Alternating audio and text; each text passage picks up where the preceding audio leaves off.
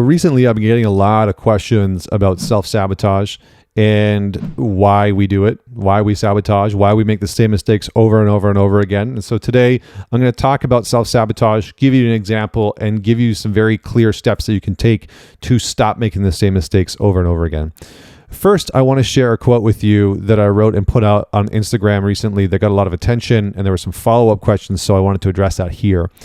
So I wrote, self-sabotage is not meaningless. It is your unconscious mind trying to resolve something that needs your attention. When you shame yourself for the sabotage, you miss out on what needs attention and effort. So when most people sabotage, if you're like most people, when you sabotage, you probably find yourself saying, why did I do that? Right? Why did I sabotage? What's wrong with me? How could I? Well, you likely find yourself moving into a place of naturally shaming yourself for the behavior, for the action, for the decision, and you likely find yourself questioning why you did it in the first place. Now, why did I sabotage is not an effective question, right? Because for most intensive purposes, we sabotage in unconscious ways. We've sometimes sabotage in conscious and very direct ways where we know that we're doing something, we're observing ourselves doing it, and we're like, I'm sabotaging right now. But for the most part, we sabotage in unconscious ways. And we sabotage unconsciously because there is something that needs our attention. There is something within us that is trying to be resolved, rectified, bettered, worked on, accepted, embraced. And so the more effective question to ask yourself when you catch yourself sabotaging or after having sabotaged is not why am I sabotaging, but rather to ask yourself, what am I trying to resolve? What is this behavior trying to resolve, or what am I trying to resolve by sabotaging? So I'll give you a couple of examples of this.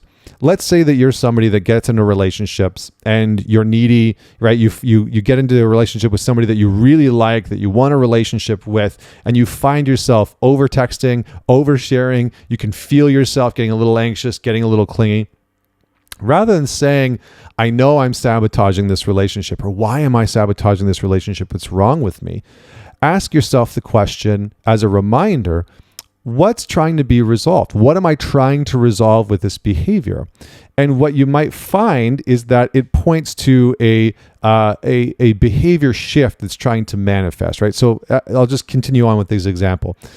Let's say that what's trying to be resolved is that you have that needy, clingy behavior in relationships because you grew up in a household where you were neglected. And so you had to sort of vie for and fight for any scrap of attention that you could get.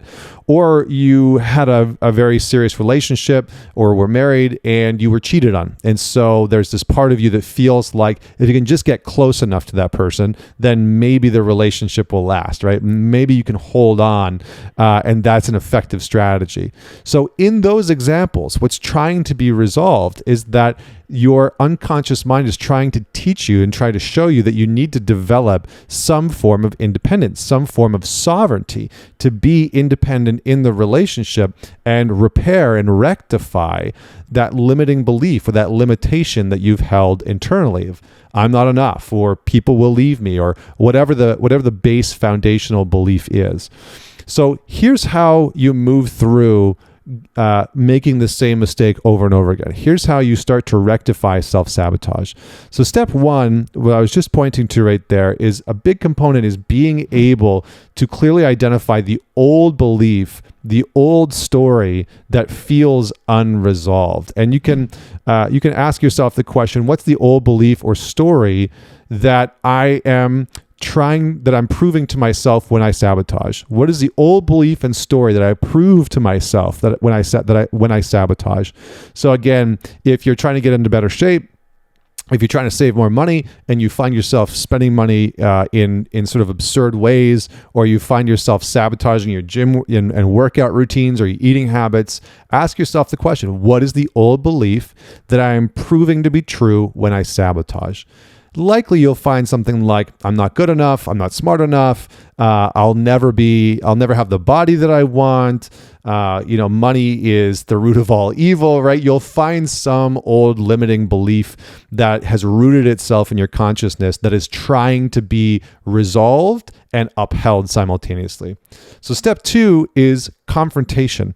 It's moving into a space of realizing at some point you're going to have to confront this old belief. You're going to have to say at some point to yourself, this old belief doesn't serve me anymore. And I know it doesn't serve me anymore. I know that believing that all people, all men cheat or all women cheat or everyone I date's going to leave me or money is the problem. At some point, you're going to have to confront that belief and begin to rewrite a new script. The next step that you can interject is meeting yourself with compassion. Whenever we sabotage, again, like I said, the tendency is to move straight into self-shaming.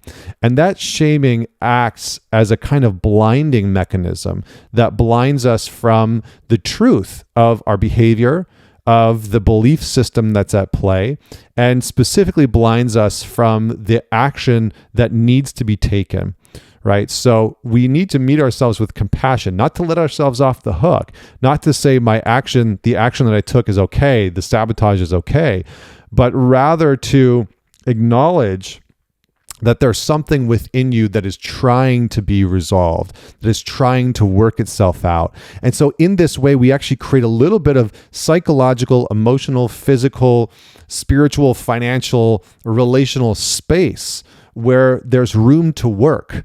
And rather than shaming ourselves, which closes off the space, right? It closes off the options that we have.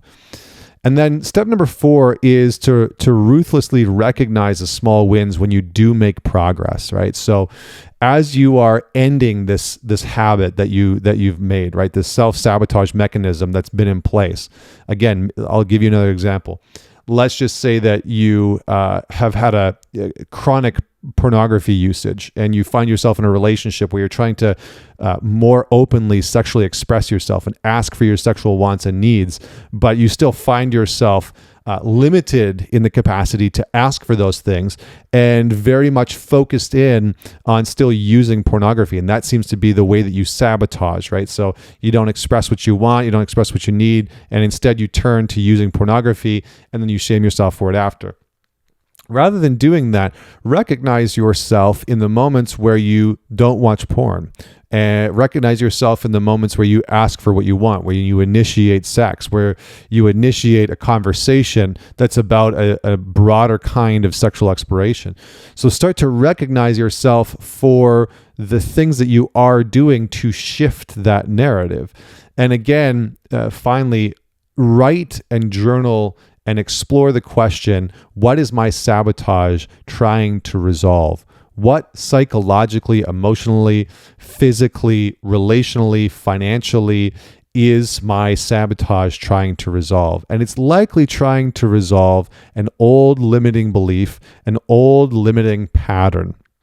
So you'll probably need to rewrite that pattern. And you do that through your conscious intention and choice of choosing a new narrative and then acting in accordance with that narrative and celebrating yourself as you move closer and closer towards it. So that's a sort of very tactical approach to dealing with self-sabotage. But if you take one thing away from everything that I said today, it's exploring the question, what is my sabotage trying to resolve? It's really important, and shifting the internal lens that self-sabotage is meaningless, that it's something that you need to eradicate from your life. It's going to continue to happen. The reality is that as human beings, I don't know of any human beings that don't sabotage. I just don't know of them. And so relinquish yourself from the expectation that you should never sabotage. And maybe in that relinquishment, you'll create a little bit of space where you can begin to work with your sabotage, where you can begin to understand it, comprehend it in a more effective manner. And this is how betterment happens, right? You welcome that sabotage in, you say, okay, I'm going to observe this in a different way. I'm going to ask myself what this mechanism, what the sabotage is trying to resolve, and just notice what comes out of that space. So if you enjoyed this, if you have follow-up questions, feel free to hit me up at ManTalks on Instagram. Otherwise, if you're watching this on YouTube, comment below. Let me know what you thought. I would love to hear your thoughts. Don't forget to subscribe and rate on whatever platform you are listening to this on or viewing this on. And until next week, this is Connor Beaton signing off.